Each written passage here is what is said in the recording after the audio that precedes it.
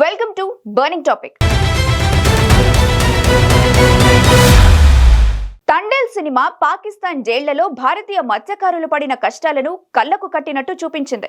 పొరపాటున పాకిస్తాన్ జలాల్లోకి వెళ్లి అక్కడ చిక్కుకుపోయిన మత్స్యకారులు ఇప్పటికీ నరకం చూస్తున్నారు.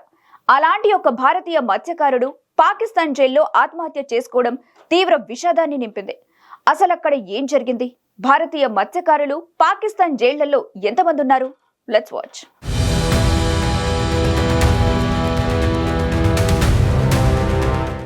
సముద్రం సీమలేరుగదని సెలవిచ్చిన చేపలకై ప్రాణాలు పణంగా పెట్టి బలైపోతున్నారు మత్స్యకారులు.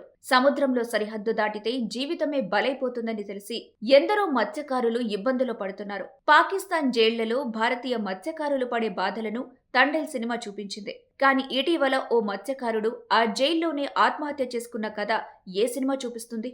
గతంలో వందల మందిని విడిపించినా ఇంకా ఎందరో ఆ జైలు గోడల మధ్య నరకాన్ని చూస్తున్నారు.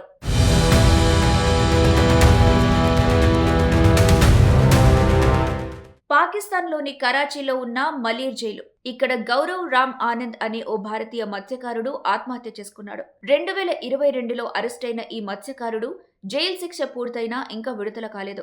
మార్చి 25 రాత్రి జైలు బాత్రూంలో గౌరవ్ ఉరివేసుకున్నాడని జైలు అధికారులు చెబుతున్నారు. అతను తీవ్ర ఒత్తిడిలో ఉన్నాడని, విడుదల కాకపోవడంతో ఈ నిర్ణయం తీసుకున్నాడని తెలుస్తోంది. గౌరవ్ శరీరాన్ని ఒక ఫౌండేషన్ కు అప్పగించారు. కానీ ఈ ఘటన వెనుక పూర్తి వివరాలు ఇంకా బయటకు రాలేదు. అసలు భారతీయ మత్స్యకారులు ఎందుకిలా పాకిస్తాన్ జైళ్లలో చిక్కుకుంటున్నారు?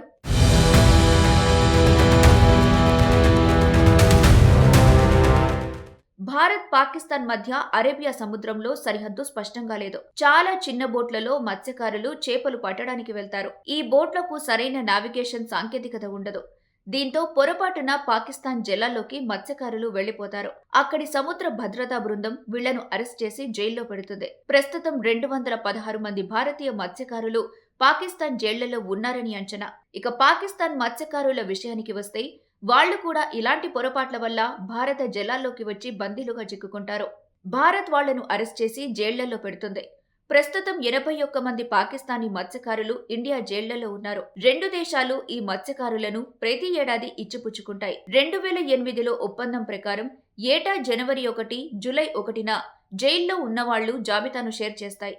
శిక్ష పూర్తయిన వాళ్లను విడుదల చేస్తాయి.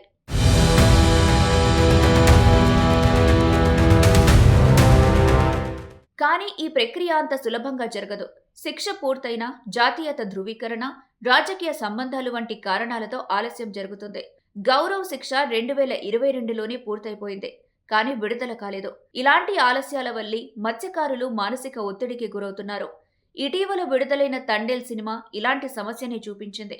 ఇందులో భారతీయ మత్స్యకారులు పాకిస్తాన్ జైళ్లలో ఎదుర్కొనే కష్టాలను ఎమోషనల్గా చూపించారు.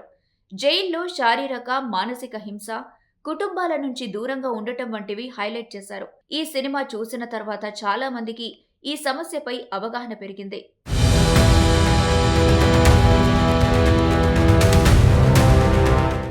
ఈ సమస్యకు పరిష్కారం ఏంటి? రెండు దేశాలు కలిసి సరిహద్దు సమస్యని తేల్చుకోవాలి. మత్స్యకారులకు ఆధునిక సాంకేతికత ఇవ్వాలి.